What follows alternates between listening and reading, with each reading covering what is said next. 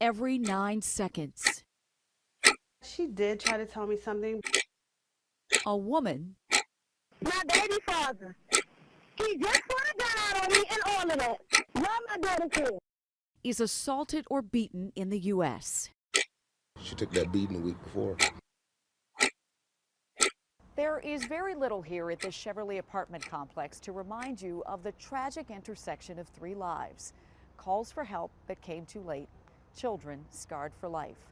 Tarika Jones, Jaleesa Harris, and Kevin Reynolds left here in the most violent of ways. Their families and communities are still suffering. These people could be your family or friends. Prince George's County, where nearly 1 million people live, leads the state of Maryland in these kinds of tragedies. You're about to meet a mom who found out in the most painful way possible that it is not someone else's problem. I met with LaShawn Harris back in the spring, and we were going to sit down and talk about her daughter. It was pretty tough, and at that time, an interview was not part of the equation. Until about 2 months later, when she reached back to me. It was right around the time of her daughter Jaleesa's birthday. Breaking overnight in Prince George's County. You can see several patrol cars at these apartment complexes. Trying to get some information on the people involved here. I just looked at the TV and I said, God, just don't let that be my baby.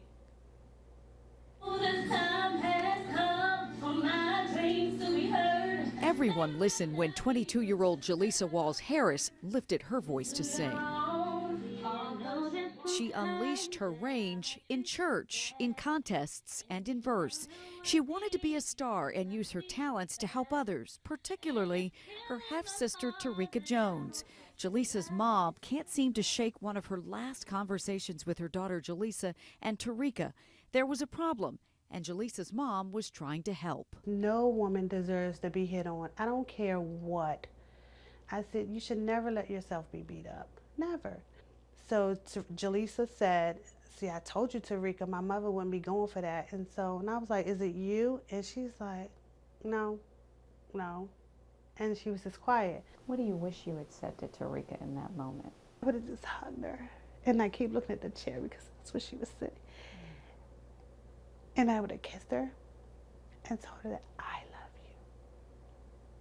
you. You don't deserve this. You see, Jaleesa's mom had no idea that Tarika, her daughter's half-sister, was in trouble. 26-year-old Tarika Jones was a devoted mother of 3 young girls. By all accounts, she loved cooking meals and telling the world about her sweet babies on social media. A place that did not showcase this man, 30-year-old Kevin Reynolds, the father of her youngest daughter and former boyfriend. From my understanding, they just had a strange relationship, an on and off relationship. And according to police documents, it was volatile at times. Tarika told Kevin she wanted to move on. Police think that sent Kevin into a jealous rage. Let me take you back to a night in February. Tarika called police for help 2 times that night. Kevin was supposed to drop their daughter off, but that handoff quickly turned violent. Here's what Tarika wrote in her witness statement to police. At like 6 p.m., Kevin's supposed to drop our daughter off to me, and when he got here, I went on the opposite side of the car to get my daughter. He rushed at me and grabbed me and threw me to the ground. He continued to pick me up and toss me. After I finally could get to my feet, I ran to my neighbor's house, and he took my phone and threw it because I said I was calling the police. More than an hour later, this happened, and we want to warn you, what you're about to hear is graphic, and some of the language is raw. Hello? This is Prince George's County 911. What's the address of your location? Ma'am. Ma'am. 5527. I'm trying to pull out a gun off of you. This is a house or apartment? Ma'am. It's an apartment. Everything is chaos out here in this parking lot. Tarika is here, Kevin is here, Kevin's mother is here, even the father of Tarika's other 2 daughters is here. And remember that police statement? Well, Tarika speculates this is why things got out of hand. She wrote, he must have thought that I called my other baby father, so he went to a truck and got a gun. As I seen him running towards me, I run towards my car to call the police. His mother came in the car to grab my phone saying, that's her son, don't call the police. What a gun on somebody with your kids out here? You know anything? It's just a don't matter. It doesn't matter. It don't matter because you can get myself and you can too. That you Tarika refers to is Kevin's mother. Kevin is arrested and charged with assaulting Tarika, but she's at a crossroads. She has 3 small girls to raise, and the man who helps her do that is in jail. Kevin Rimmel, 2E570698. 3 weeks later, Tarika and Kevin are together again for a bond hearing. You're going to hear the actual audio of the courtroom proceedings. It didn't take long. Listen to how Judge Joseph Wright wrestles with and ultimately makes a decision that would change lives forever. Mr. Reynolds is currently being held in no bond. We're asking that you set a bond, Your Honor, to a $5,000 bond with the 10% option and pretrial release. I have had occasion to speak to Ms. Jones. She indicates that she is not in fear of him and that she in fact wants him home. The facts read as a fairly violent episode. And then if I look at his record, destruction, conviction for assault, which is what this case is actually charged as, first-degree assault. Another conviction for assault, a weapons conviction as well. He believes he got off on probation 2 days ago. Ms. Jones disputes some of the allegations in the statement of charges, Your Honor. I believe that a $5,000 bond is appropriate in this matter. I disagree. For all the reasons I've said, for public safety, for the record, for the way the facts read, I'll set a bond. It'll be $20,000. So that's it. Kevin is out of jail. And Tarika, a young mother of 3, had no idea what had been set in motion. So that brings us back to Jaleesa. She and her half-sister Tarika would sometimes go weeks or months without seeing each other. But Tarika reached out to Jaleesa after that parking lot incident with Kevin. Jaleesa came downstairs one day, all excited, and said, Mom, guess what? Guess who hit me up on Facebook? And I was like, who? And she said, it was Tarika. She said she misses me. And I miss her too, Mom. I was like, okay. The sisters were supposed to hang out on a Monday night, just 5 days after Kevin got out of jail. Jaleesa's mom was concerned about Tarika's influence on her daughter. And I just said, just be careful. Just be careful. Guard your heart. And I just came home and heard gunshots.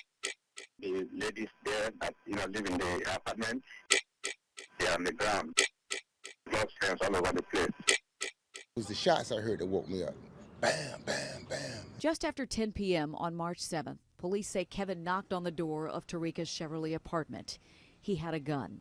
He walked in and fired the shots, hitting Tarika and Jaleesa. They died under a kitchen table on the floor. Then Kevin fled, leaving Tarika's 3 girls, one of him his own daughter, in the next room. It could have been worse. Tarika's grandmother lived there too. She wasn't prepared for what she was getting ready to see. No, not at all. She was coming back, from my understanding, from work, and this is what she came home to. And she was saying, Reed, what have you done to yourself? And Reed was underneath the table, the other girls were on the other side of the table, and they both slumped in a knot. The next day, Kevin's body was found 100 miles away in Hanover County, Virginia, slumped in his getaway car, shoes off, with a gunshot to the head. In just a matter of hours, 3 people are dead: Tarika, Kevin, and Jaleesa, who was caught in the middle. I raised my kids to steer clear of that, but that in itself wasn't enough. The Domestic Violence Fatality Review Team in Prince George's County points out all the signs that appear to be on the horizon between Tarika and Kevin. You've got this relationship with escalating tension and violence that Tarika was trying to end, lengthy contact with the justice system, family members who witnessed and knew about the abuse, and that recanted statement from the incident in February. Tarika needed Kevin to help pay the bills. And we do our level best every day to keep people safe. This is what we are here to do. And in a case like this one where we fail to do that, it is our worst nightmare. An unforeseen turn of events because Tarika changed her story. What we knew is what she said. I'm not fearful. I'm okay with him coming home if this didn't happen the way that the charging document says it happens, and I'm the person to know. This may be a turning point for the way Prince George's County handles these kinds of cases going forward. State's Attorney Angela Alsobrooks admits her office made a mistake. If there are certain convictions, a certain history, it doesn't matter what the victim says, his or her desire is. We have to make an objective decision that doesn't always include the victim. What the state's attorney is saying here is important. She's saying we can't always listen to what the victims are saying because sometimes they don't realize how much danger they're in. She's saying we simply can't afford to do that anymore. It would have saved my daughter's life, who had nothing to do with it. I'm definitely mad, because had he been in jail, my daughter would be here. We weren't allowed to talk to Judge Joseph Wright about what happened in his courtroom. Dr. Tricia Bent-Goodley is in charge of the team that reviews these cases in Prince George's County. In many of these cases, that perpetrator has made a decision that this is what's going to happen, and it's just a matter of when they execute it. It really does require us very early on talking about what does it mean to love someone? What does it mean to respect someone? When you don't see that, you need to pay attention to it.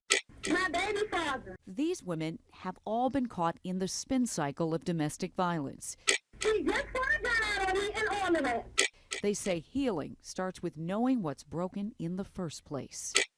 And I just came home and heard gunshots and my neighbors are calling too. If I knew how to love, if I knew how to give love, I could have recognized what I was lacking in the relationship. I just wish that more people will speak up.